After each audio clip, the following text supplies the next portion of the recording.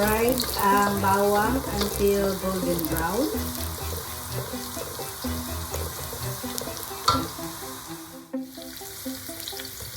Ilagay ang sibuyas.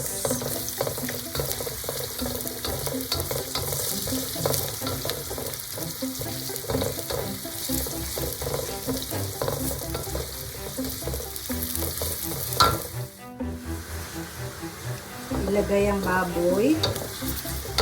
Halu-haluin ito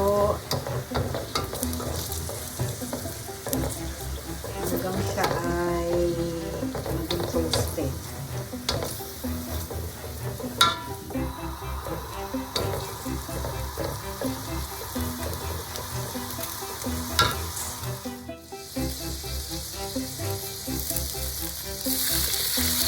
Yan, isang cup na tubig lang po, okay na yun dahil malambot naman na yung ating bihon dahil naibabad na natin siya. So, pakuluan natin ito ng baboy ng mga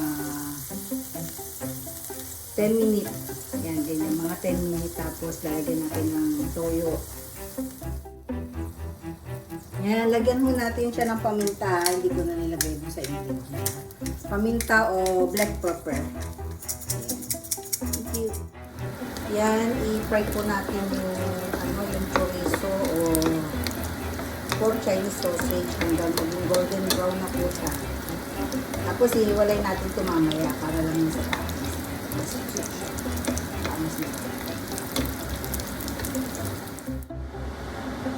Yan, lagay na po natin yung bihon.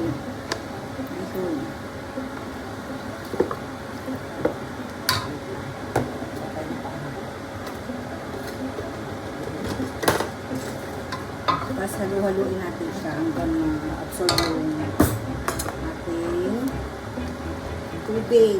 Kasabay na rin natin yung gulay kasi ayoko nang malagsak yung gulay.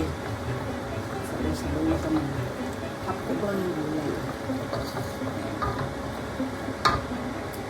Ngayon natin itong cabbage. Haluin natin siya hanggang ma-absorb.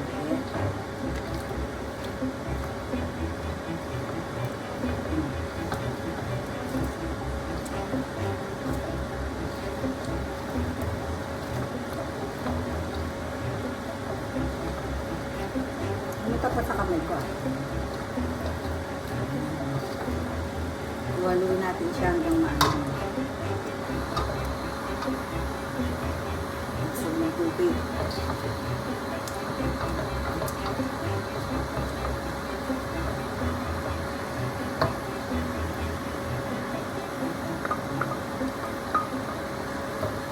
Para sabay-sabay na siyang maluluto.